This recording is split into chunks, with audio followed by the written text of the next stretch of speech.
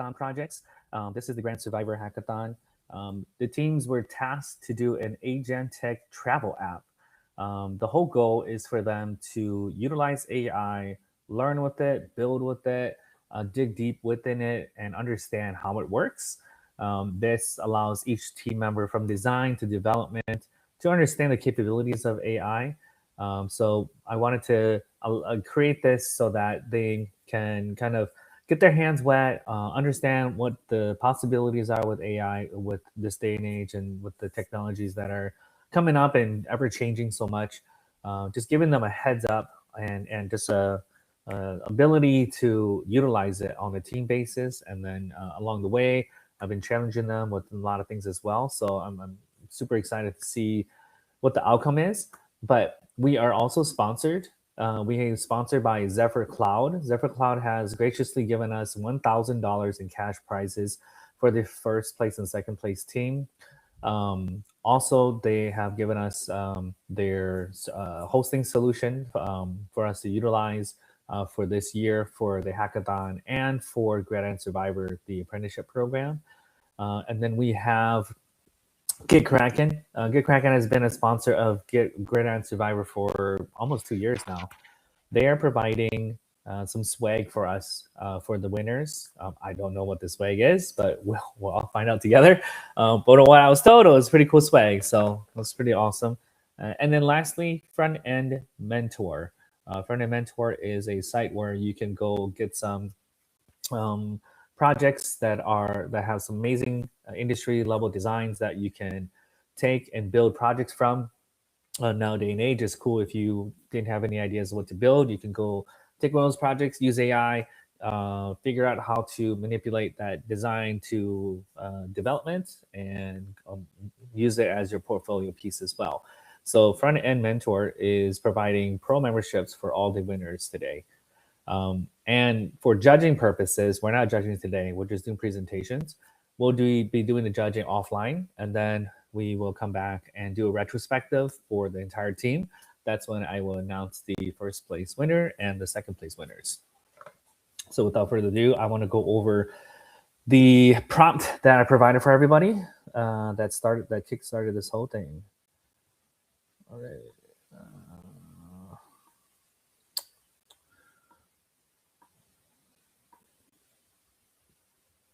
This seems so long ago. Christmas. Ho, ho, ho. My elves, we meet again. I know that it's crunch time right now, preparing for the Christmas season, which it's spelled season correctly. The AI did a great job at that. But I want to give you something to work towards, a grand vacation. We all know how difficult it is to plan for vacationing or traveling. The flights, the hotels, where to eat, where to visit, must tries, and things to stay away from whatever that word is. So this year, I'm tasking you to come up with an agentic travel app. This app needs to plan my transportation, hotels, or Airbnbs for cities that I'm staying in, places to visit, places to eat at, and the best places to take a selfie. Not in this are the other requirements. The other requirements are the teams have to build 3 AI agents. They must build 3 micro front ends with model federation hosted on Zephyr Cloud. There must be a full itinerary for the user to view. And lastly, each city the user visits, you must find the best selfie location. So that is what the teams were building towards. Today we have 2 teams, the Gumshoes team and the Champs. I'm having the Gumshoes team go first, and so I'm excited to see what you guys have. Are you guys ready? Awesome. I'm going to hide everybody else that's not on the Gumshoes team until it is their turn.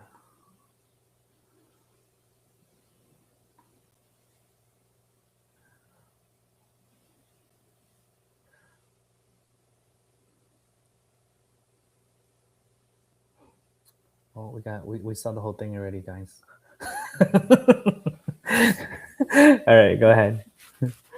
Hello, everyone. We are Team Gumshoes, and we are excited to present Alora AI, a new AI powered travel agency leveraging the expertise of specialists without the cost, headaches, or delays.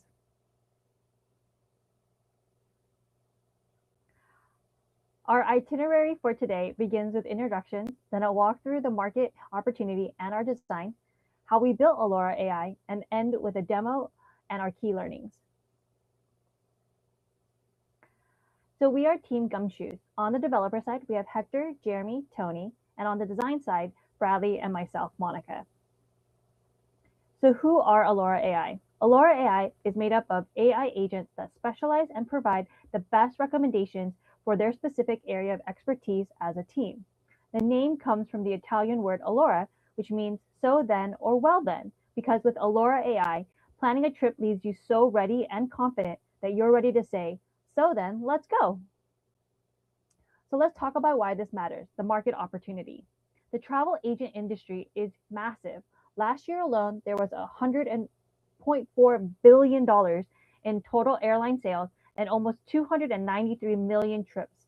But unfortunately, folks are spending 10 to 20 hours per trip, uh, hours planning a single trip.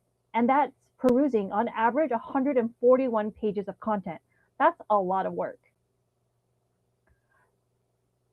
So to start, our target audience is someone in their late 20s, comfortable using technology and traveling alone. While they have a limited budget, they want to maximize comfort where it matters to them. Alora AI gives them one unified, budget conscious plan that balances transport, lodging, food, and activities in one space.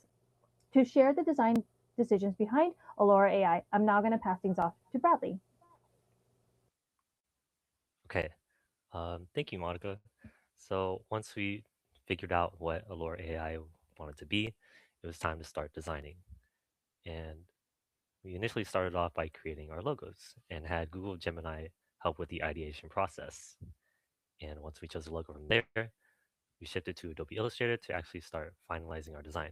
So these are a couple of variations that we came up with, but went with the one at the bottom with the blue and green gradient, the plane showing that it's going around the world. And we went with the blue and green just to match the colors of the earth. And with those cool colors, we use those on our designs. And for our fonts, we chose modern looking fonts, especially sans serif, to fit the AI vibe. So now I want to delve into a couple of our screens and explain a couple of design decisions behind them. So what we have here is our landing page, where we have the header and a couple cards showing our selling points to help users understand why they should consider using Allura AI. And below that is our input form, where we'll have users input important parts of their trip, like their destination and dates. And having this form helps narrow down the trip planning process. So after inputting everything on the form, you'll then start chatting with Laura. And Alora will act as your travel agent, which will help you plan your trip step by step. And by emulating these text conversations, it'll seem like you're actually talking to a travel assistant. So on the left side, you'll have Alora who will basically summarize your user choices and instruct you what to do next.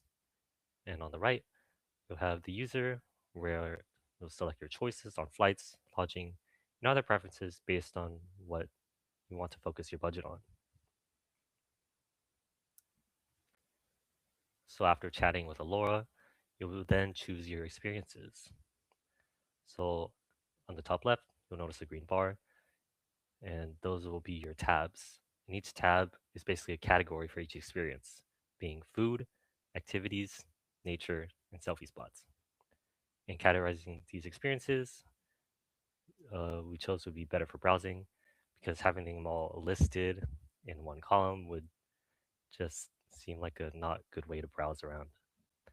So under each tab, we'll have experience cards, which will showcase general information on each experience in a condensed but briefly informative format. On our top right, we have the budget overview, which will help users keep track of what they're spending on.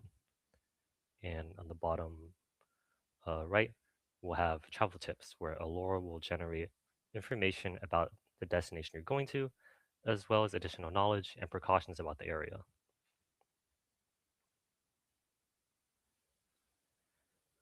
So once you plan out your entire trip, you'll be able to review it, and having a summary of all your user inputs will ensure that you and check that you're satisfied with all your choices. Once you're happy with everything, you click save. And if you want to view the trip that you made, you're going to have to log in, and you get to see all the trips that you made. And you're able to distinguish each and every one of them through an image, trip name, trip dates, and date when you plan the trip. So after explaining that, I will pass it on to Hector to explain the development of Allura AI. Mm, Thank you, Bradley. I'm Hector. I will be talking about the AI agents we use and how we integrated them into Allura AI.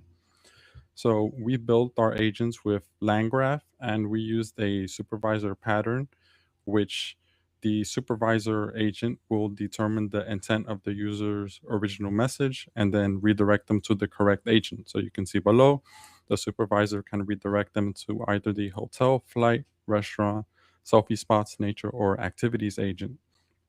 And that is accessed under the chat endpoint we have for the agents.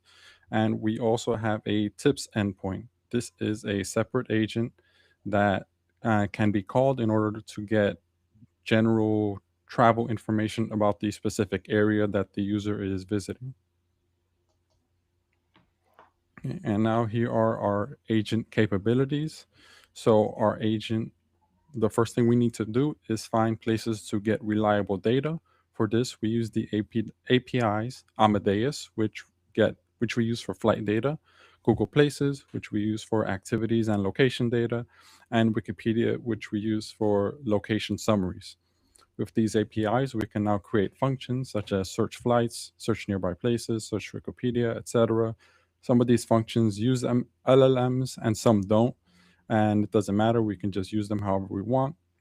And with this, our app can now have purpose. We can now find real flight data, discover nearby locations, learn about learn tips about the area, format fetch data, classify intent, and also validate form data. And this is some configuration that we did for the agents. Our agent is an Express app, which we have deployed on Railway. We also use a .env file for quick configuration changes so that we don't need to dive into the code and make adjustments all the time. So for example, you can see the bottom 6 lines have different types of models that we can use. We can use fast models, standard models, or smart models, depending on the function that's using an LLM. In these functions, we can use this line you can see on the bottom left that loads a fast model and saves it into model. So this is an example in the classify user intent function, which we want it to be fast to just figure out what the user is asking for. And if we ever find out that there's another model that can better accomplish this task, we can just easily go into the .env file, change the settings there without needing to make any changes to the repo or make any new PR changes. Okay, and with that, I'll pass it over to Tony, who will talk about how we built our front end. Great, thank you, Hector. So for the front end, as the hackathon required, we used a micro front end architecture. Micro front ends are where we apply the idea of microservices to the user interface. They break a large web application into smaller, independently developed and deployed UI modules. In the case of Allura AI, we deployed 4 micro front-end apps.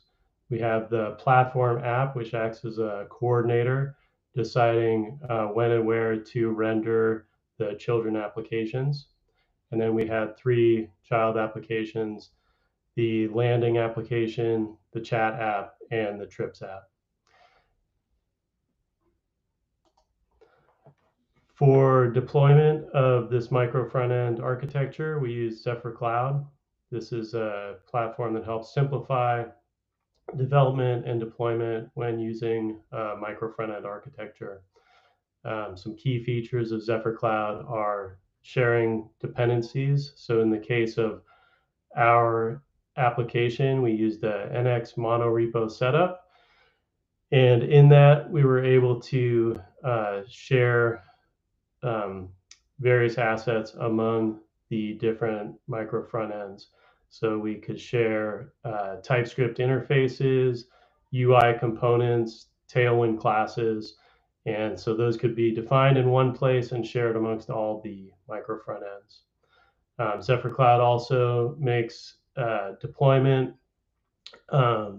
really easy and also adds version control to deployment so that you can persist past versions of a deployment and easily switch back to them.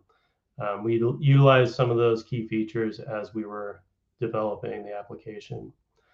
And when it comes to development and deployment using this monorepo setup, allowed us to start all the apps for development with just a single command. You can see on the right side, NX serve, and then the name of the application.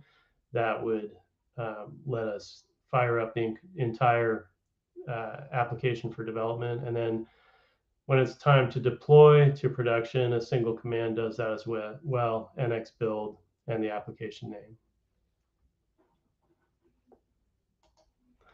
And now I'm going to turn it over to Bradley and Jeremy to discuss the collaboration between the design team and the developer team.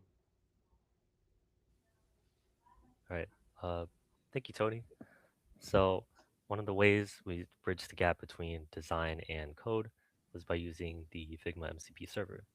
And with Figma MCP, we're able to select our design frames from our Figma file and extract the design context to convert them into code. And we did so by setting up the desktop Figma MCP server and connected it to our code editors with GitHub Copilot enabled. And we used Claude Haiku 4.5 as the AI model and prompted it to implement our design components into code. So as you can see in our screenshot below, we asked AI to implement this design from Figma, and then the link below it is the link to our design frame. And now I'll let Jeremy explain more about Figma MCP. Thank you, Bradley. So I worked closely with Bradley in implementing this design to code pipeline.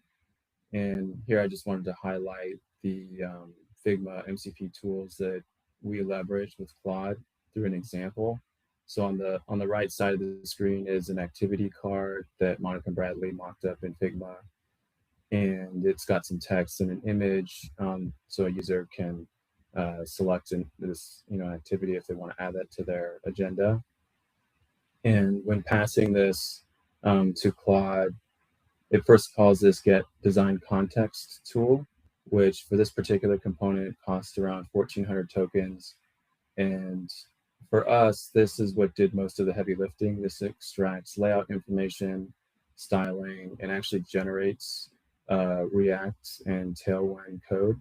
The tool does also have some boilerplate instructions. So if you need that converted to a different language like Vue.js or PHP, you can have it output in whatever language you need.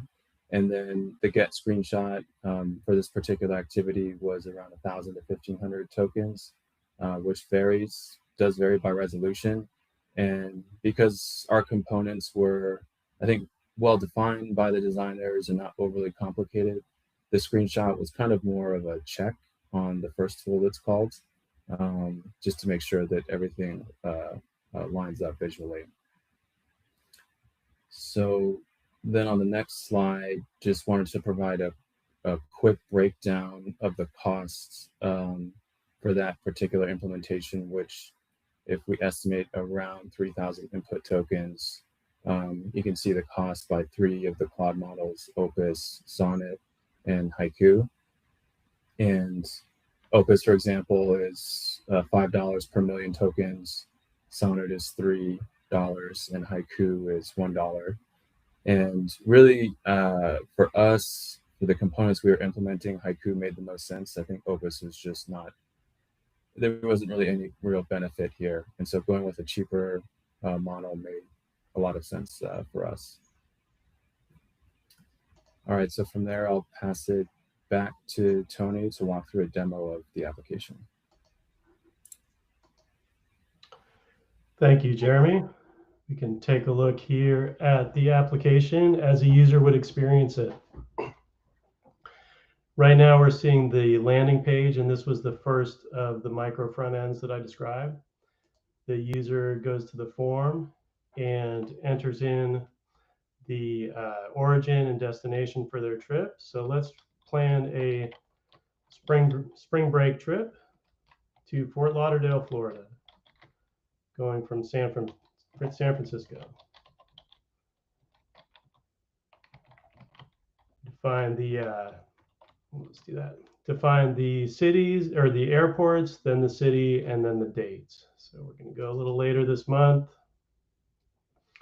How about the 14th through 21st?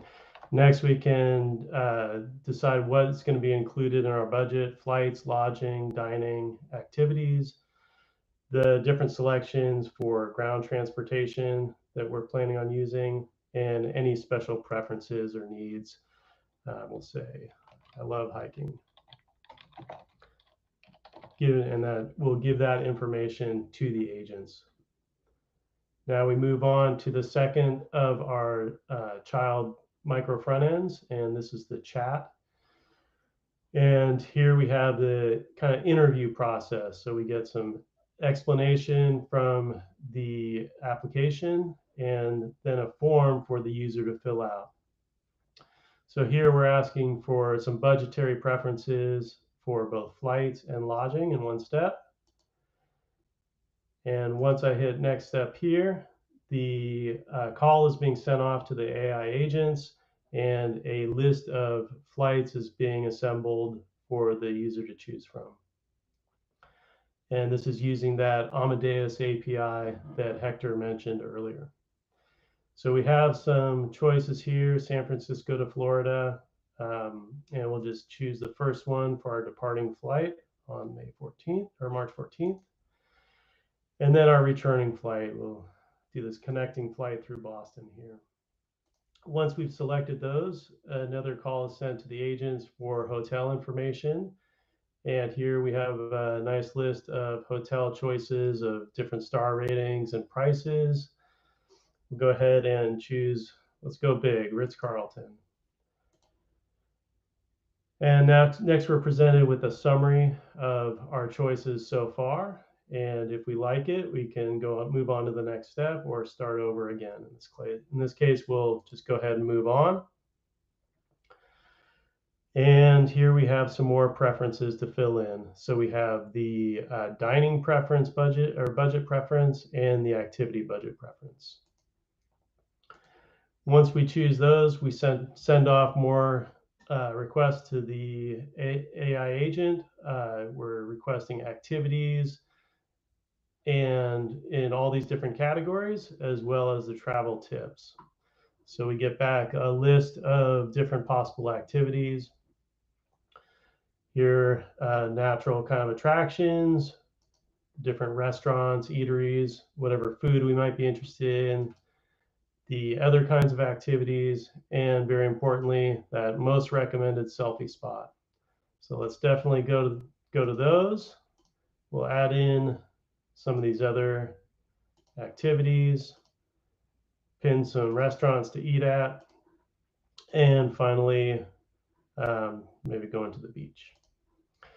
All right, so now that we've made all of our selections, we have our budget overview, we have our flights, our hotel cost, and the experiences that we've selected, and then we can review and save the trip, or obviously start over if we like. At this point, I'm gonna review it. I can look at this, our flight selection, hotel, all the experiences that we've chosen. And if I like everything I see, let's go ahead and give this a name, spring break, woohoo, and save the trip. Now, of course, to save the trip, we'll need to log in to persist that data. So we'll log in using Google OAuth, And then at this point, the trip is saved. And if I go to my trips, we can view it here. You can see some other trips that we practiced with, and then the new trip right here, the spring break trip to Fort Lauderdale, and see some details about that. And that concludes the demo.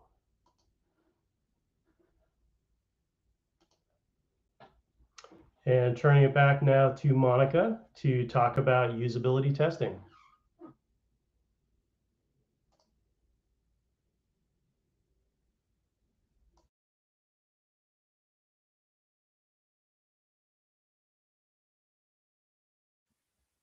Monica, you're muted.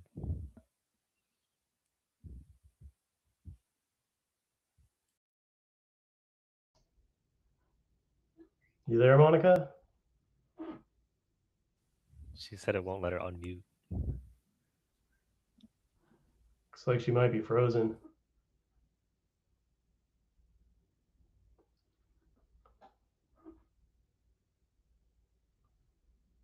Anyone else want to talk about usability testing? Monica, I unmuted you. Maybe you crashed. I think so. Yeah. Okay, she's coming back. Well, I'll speak briefly about what she had done, and or maybe Bradley, would you like to speak about this, or She's coming back right now. Okay.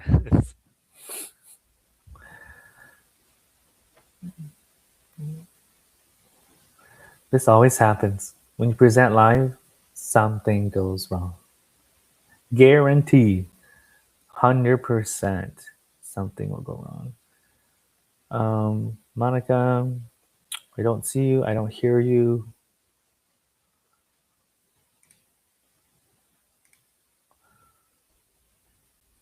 I can hear and see Monica. Really? I Yeah. can't. What? I don't see her. I don't see her or hear her. Yeah, I could also see her. What? This is Oh, no, weird. dude.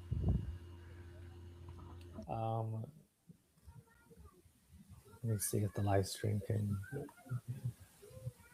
This is going to be very awkward.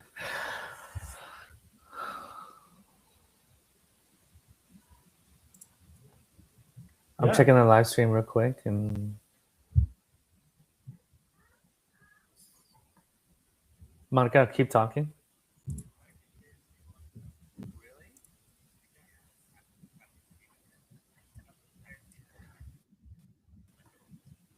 Okay, the live stream cannot see or hear Monica. So somebody's gonna have to speak for this. Okay. So sorry, Bradley, Right, did you work on this? I mean, I was with her when the usability test happened, but I didn't expect this to happen. So, all right. Why don't you and I try to walk through it? So Bradley and Monica conducted some usability research or testing, I should say, when the application was not quite finished, but kind of in progress. And they gathered some statistics on how the users felt about it. We have the task average. Well, you can see the slide here. Testers would have finished. They were basically positive. They enjoyed the experience, and it looks like 4.4 out of 5 strongly enjoyed the experience, and most would definitely use. Bradley, anything to add? I think maybe Monica has something to say about it. She's back. Are you able to hear me she's now? good. Yes. Oh, she's back. She's back. Awesome. Sorry about that. Thank you, guys. So to switch to some of the qualitative feedback we got from our travelers, they told us that ground transportation is very important, but also planning how long things will take and being able to work around specific needs are the hardest parts of planning. They did like the ability to scroll up and down as part of the conversation to review what they had selected previously. And they did find our test model very functional. And they actually shared that Allura AI would resolve issues that or limitations that our competitors have, and that seeing the experiences help them get excited to plan a trip. Whereas on the flip side, they also suggested that because this is a pretty different and new approach, that there was a bit of friction in the beginning that did go away once they tried it again. But we want to address that in the future. And that for them, pinning might mean something else. And that overall, the conversation design did lead to a lot of text, so too much reading. With that amazing feedback, we were able to update Alora for the demo that Tony shared. But beyond today, if we were to complete Alora AI to completion and launch, we would want to make sure to reduce friction, include time estimates for the experiences, revisit the pin feature, and then make sure that we balance the visuals and the text. And then also add the functionality of planning, reserving, getting estimates for ground transportation. Also add that discovery feed of experiences, so the photos maybe on the sides or in the beginning, and then the ability to also book some of those experiences or hotels and flights through Alora AI directly, and then also the ability to create itineraries that have time slots, and then of course build a full AI agent support. So lastly, as a hackathon project, Team Gumshoes learned that writing good annotation notes from the beginning will help the use of AI prompts and also our developers. And we can also and should share even our designs when they're unfinished early, so that we can vet for feasibility, and that will help reduce revisions. And that when we utilize Figma MCP, it will help use AI to convert our designs to code for the developers easily. And then micro front ends reduce bottlenecks in general and help us with a very quick timeline, like such as a hackathon. And that lastly, having proper agent guardrails will help prevent and protect against hallucinations and fake data. So with all of that, where will you go with Alora AI? Thank you so much.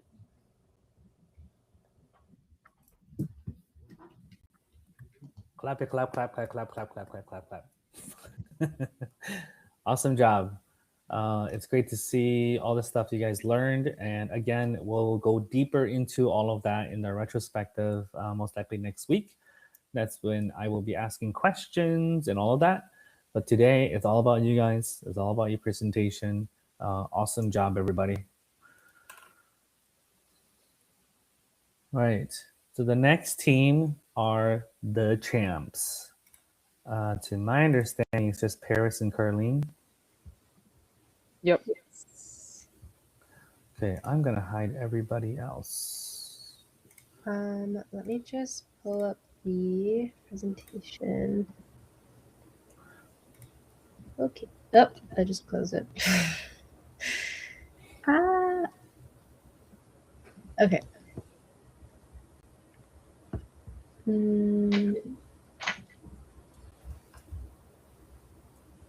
Presentation. Is it better to share my screen or presentation for this? Probably your screen. Presentation is like an actual PowerPoint and all that stuff. So I don't think that's gonna work very well.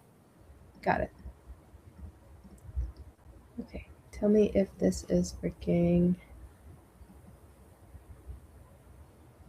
Yes. Okay, cool. Oop. Hello, everyone. Let me see how this works. Okay.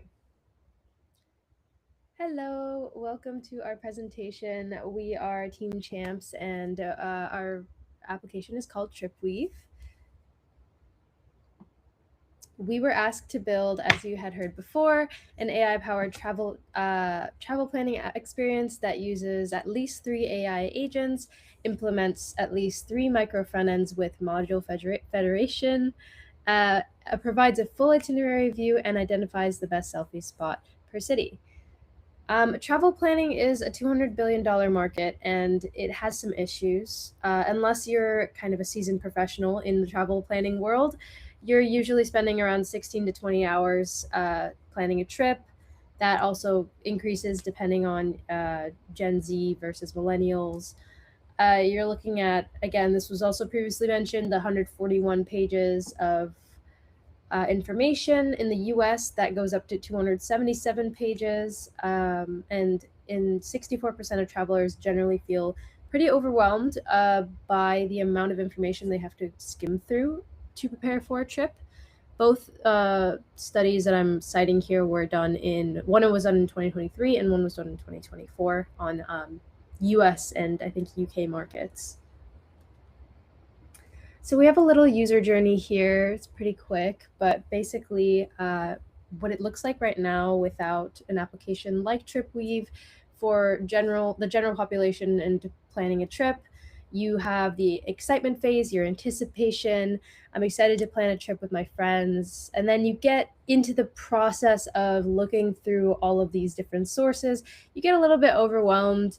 At some point, you might need to take breaks. I'm frustrated with all of the information. This is taking too long. And depending if it's a group trip or not, sometimes you have to keep the ball rolling for it to even happen. So at this point at this phase, it can often fizzle out. And then you get to the fatigue portion, which is finally you've booked everything, but you're tired and you have some ideas of where you want to visit, but you haven't really planned out an itinerary. So overall, though this process has worked for most people, it's still very painful, and that our goal is to alleviate that. Now this kind of refers to a lot of group trip and group planning, but essentially the real cost of bad planning is that it becomes a chore, you're overpaying for experiences, you're missing opportunities, and you have conflicts with those that you are traveling with who have maybe different sets of expectations, different places they want to visit. And so we decided to develop TripWeave, which is an AI travel agent which helps travelers brainstorm, organize, and plan together in one place. So we are going to start out with our demo. Let me see if I can put this in full screen. Hi. Oops, sorry.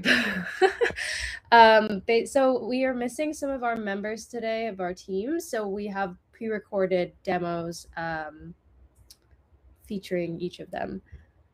This is Alex. He is one of our, not designers, he's one of our engineers, and he's going to be talking about phase 1 of our application. I'm Thomas. No, this is actually Let me Thomas. show you how What? Okay. TripWeave works.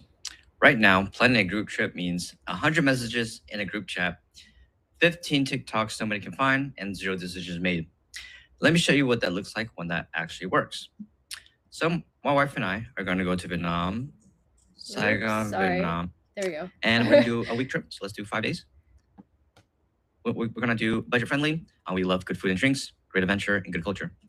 Hit create, and our AI is already working. It's scanning activities, finding hotels, pulling real Google ratings. While that runs in the background, watch this. So this is actually how my wife and I plan trips in real life. She sends me a ton of TikToks, and I send her a bunch of YouTube reels back. And then those links just kind of disappear into our chat. In TripWeave, you can paste the link like so, and that's it. It pulls the video, figures out what place this is, matches it to real Google reviews and photos, as you can see here. These are all real reviews. And then you can add it to the map. And then once you want to see it again, we can go back here. The AI already came back with activity, food options, and hotel options. All of this is tailored to my travel profile that I did beforehand, where I have the travel style, the walking tolerance, my interests, and also my dietary restrictions. So that's just a small trip. Let's try a much bigger trip with much more people.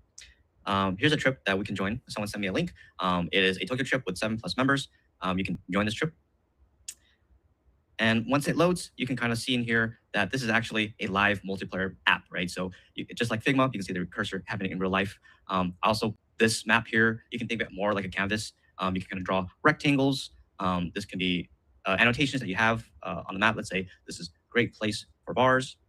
Everyone here sees that live. You can do the same thing with not just rectangles, but polygons as well. Let's say you put this place here, avoid tourist trap. And even you can use this tool here to do a search within these coordinates. For example, you want to see what's nightlife in this area. And then our AI systems basically figures out and generates the best suggestions within that area. So now you got 6 people and 20+ ideas. How do you actually decide what to do? You need consensus. This is rating mode. Think Tinder, but for travel. Must do, interested, skip. This basically goes through all of the ideas that were aggregated by and inputted by everyone into our app. And eventually, you'll have a group consensus. So based off this, you can see that this is the most due activity, and you can see activities that are not good. All the AI suggestions, the TikTok videos, the travel profiles, the group ratings, that's all structured input. Every feature was collecting signal for itinerary builder, which I will pass it off to Carleen to show you off that part.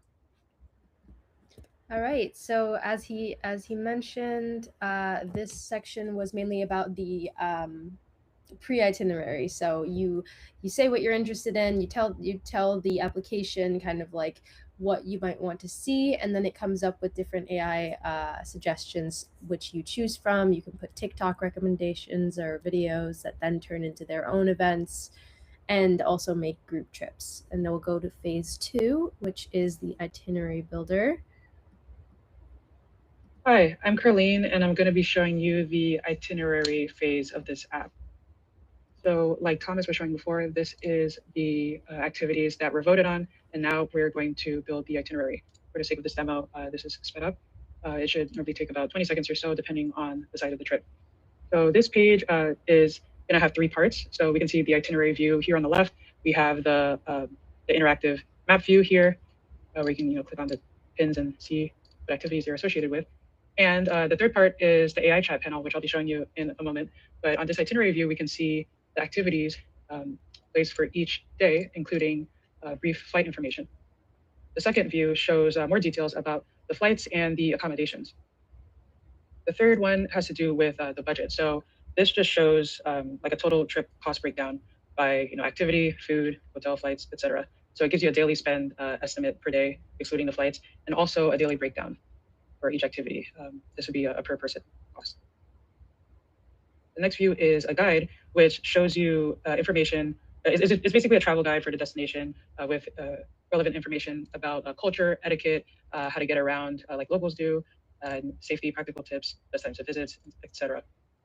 And this really cool feature here is a photo guide where basically it helps you come up with, or it helps you find the best places to take photos and selfies for the different activities you have. So it uses an AI to basically get your profile picture as a reference, as well as other pictures sourced from Google Places, and the AI basically makes a composite of you and the actual location photos here. And it also gives you tips on how to shoot, how to position yourself, lighting information, and also includes a daily photo challenge where it'll have different difficulty levels. It'll have like a silly level, and there's like a medium level. So this feature is really cool. And last but not least, the AI chat part of this, which it allows you to modify your itinerary basically through a natural language. So you can actually have a conversation with this agent, and it'll make changes to your itinerary based on what you tell it or ask it. So I'm just going to ask for day 2 to move the afternoon activity to the morning. So that would be Sushi Saito in the morning.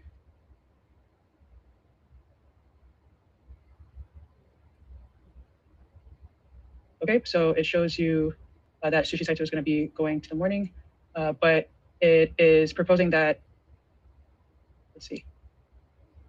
Okay, yeah, so it moves the Sushi Saito to the morning. We can see that. So let's say I wanted to move this cooking class to the afternoon.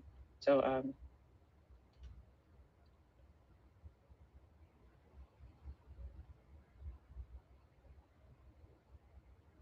okay, and say at the last minute I changed my mind. I don't want to do it. You can just reject it, and it just won't do anything. It'll stay the same. So yeah, now I'm going to pass it off to Jennifer, who will show you the during trip phase of that. All right, so now you've seen, oops, sorry, all these ads. Now you've seen phase 2, and I'm going to show you Jennifer's section, which is phase 3. Hi, everyone. My name is Jennifer, and I'll be walking you through the during trip phase of TripWeave. So if you've onboarded on pre-trip, you build your itinerary, and now you're rushing on trip. So what does that look like for a travel AI agent? Well, I imagine it be something where it understands the context of where you are at and is able to help you throughout your trip, just like a real travel agent would. So let's see what that would look like. Well, as you can see, I'm in Texas, far, far away from Japan, which is our trip. So to kind of mock the trip, I'm going to enable demo mode. Now, as you can see, I am now in Japan. I am now at my first event, which was Team Borderless. But let's just say, I don't know, we'll just skip around. Let's say I want to go to, I don't know, the Medi Shrine. So let's head over here. And let's see. Well, looks like I'll be busy for the next few hours. So let's actually go back and I'll go to the temple. All right. So pretty much from 2 to 6, I have a lot of free time. And, maybe us in the group want to do something else. So let me see what my travel AI assistant thinks. So right now it's taking all the context of the day, our location, the next upcoming events, our preferences, and it's gathering all that context and passing that into a decision agent, which then takes that in and helps us generate suggestions on what we might like to do next. So, all right, it's a drizzly afternoon in Tokyo, so it's kind of rainy. We're currently in Sensoji, which we are, and these are some suggestions that might be interesting to us. So, looking from these, I think the Tokyo Skytree sounds interesting. It's nearby, probably be like an hour and 30 minutes. But it is drizzling, so maybe we want something indoors. Let's go indoors to some music park. So we'll click on that, and then I'll add that to our itinerary. So pretty cool. Have that now. So that's one way we can use that AI travel agent to give us context on where we are and kind of help us through the trip. We can also look at some references that's been generated about our trip, etiquette and culture, getting around, food and dining, safety tips, what's over here, money tips, and of course, a photo guide. So see, I'm on day 1, and maybe I just want to see what kind of selfies we would be able to take here, what that would look like, or these are selfies already taken. Just to give an example. Let's see. Oh, there we go. Yeah, so she's looking good there. But yeah, I think that's I think the showcase is a pretty cool way you can use AI to take in the context of your trip and be able to quickly update what you want to be doing, what's next, really fast, really easy, without having to go into a chat or update anything. And alternatively, if you want, you can also open an AI chat. I'm aware that this is on desktop, and when you're traveling on your trip, you're probably gonna get your phone. So there is a mobile view, just so you're aware. So let's say if you want to chat and we're just hungry, let's say you want to go, I don't know, we're at the National Garden that day. Let's see what that looks like. And I don't know, we're hungry. So, it's nearby really fast. And let's see. Okay, got some options. So same thing, whatever sounds interesting. 4.3, pretty good. Add that in. Did I click that? Take a second. Let's see. Let's go back. Let's see what I got here. Okay, yeah. Yeah, so just another good example of how that would look like on mobile. And yeah, that's pretty much it. I think there's a lot of powerful, features here. I think without any limitations on money, I think you can really push the kinds of things you can look for. Right now we're just looking for places nearby, restaurants, and then also another feature that I do kind of wish we got to was the group feature, where you can kind of, if you wanted to, kind of veer off look into a different itinerary. I think that would have been another feature that would have been nice to have. Yeah, that is it. And thank you for watching. All right. Thank you, Jennifer. Let's go to the next slide. Hi. Oh, sorry. Hi. So this section is about the design process. We were on a team of 5 engineers, and Aman and I are the designers, and Aman will be presenting this section remotely. I'm Aman. Now that we have seen what the product does, I want to talk about how we build it from the design side. Our design approach started with a simple idea. We did not start with screens, we started with behavior. Through secondary research, we looked at how people actually plan trips today. They jump between apps, they save links, they debate options in groups, and eventually they feel overwhelmed trying to decide. So our goal was not to reduce clicks, it was to reduce mental load. We wanted to help users move smoothly from inspiration to design to a concrete plan without feeling scattered along the way. We also knew we wanted to integrate AI, but we did not treat AI as a magic button.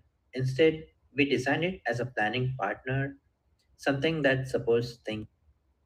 Oh, hold on. Looks like there was a technical error.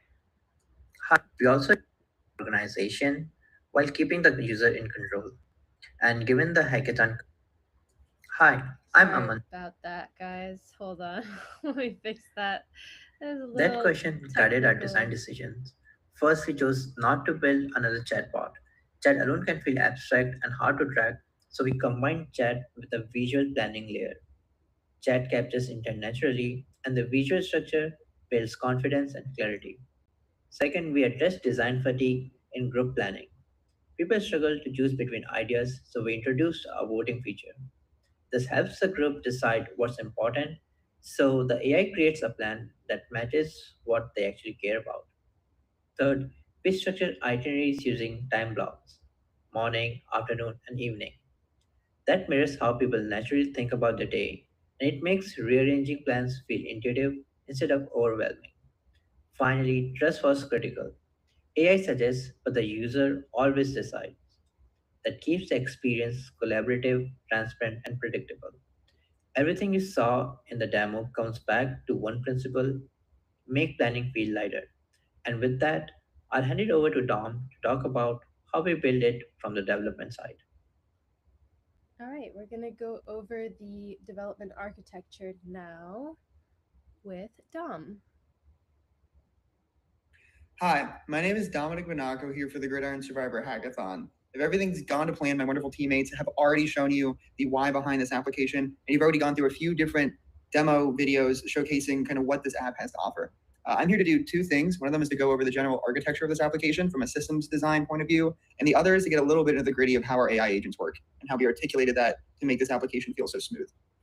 Now, if we look at the slide, from a macro, this actually isn't as complicated as this looks. We have a front end, we have a back end, we have a database, and then we have a few different cloud systems like ChatGPT that we interface with.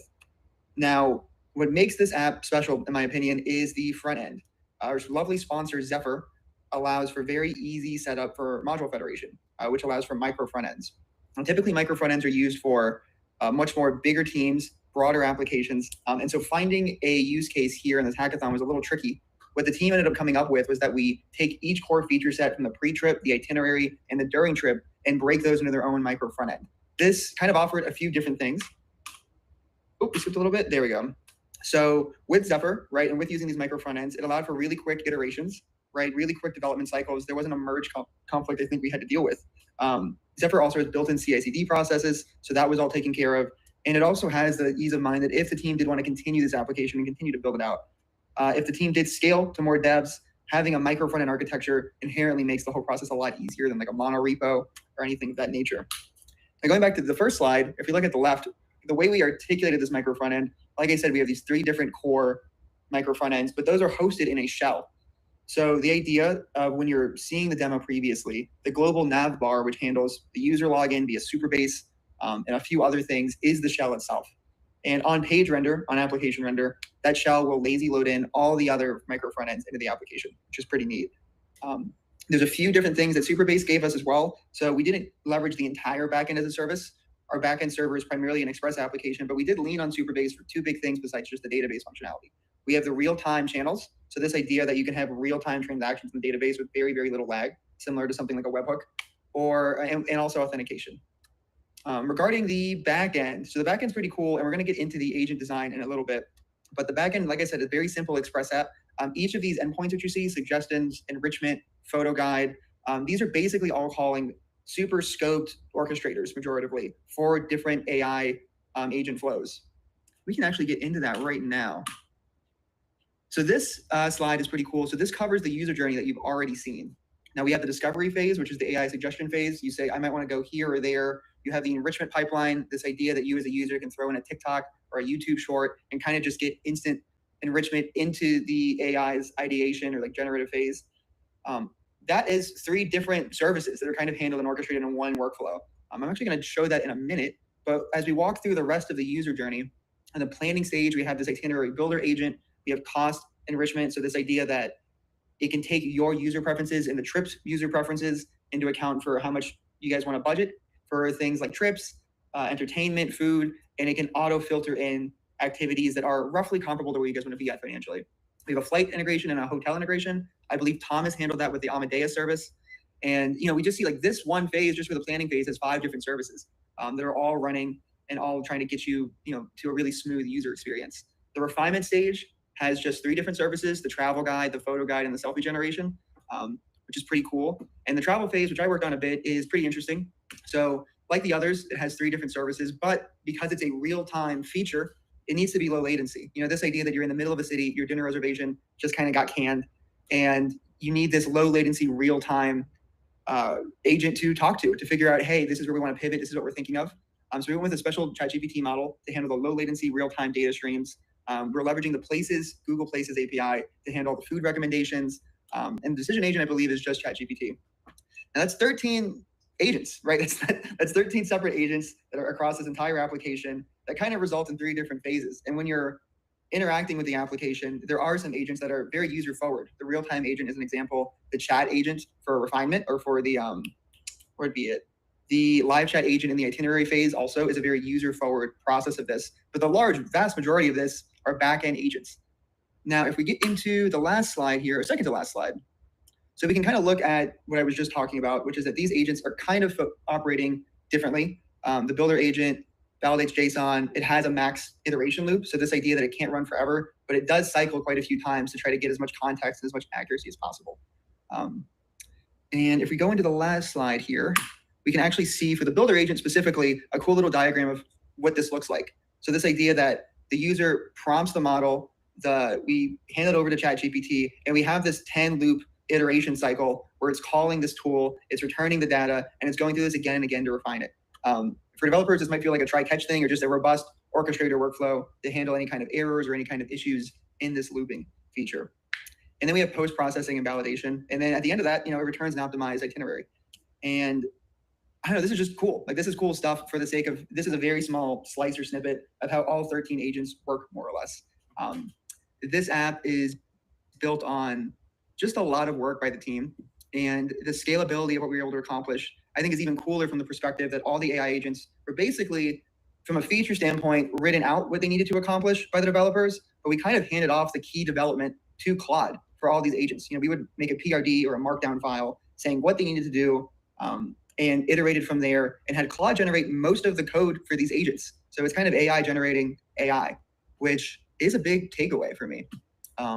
Anyway, I think Carleen is handling the takeaways from each of the developers, but this is like just a quick overview of the system design architecture and the AI agents. This idea that, if we go back up, this entire app, micro front ends on the front end, just an Express API calling all these AI agents on the back end, and just kind of from a developer experience perspective, leveraging these micro front ends for quick iteration, and then also leveraging these AI agent workflows where we are just creating the PRD, just the written outline of what they need to accomplish, and then having AI quickly iterate on those as well leads to just a really accelerated development time.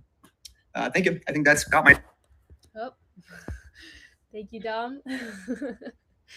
And now we're going to go on to the next section, which I believe Caroline will be covering. Yes. I will mute myself real quick.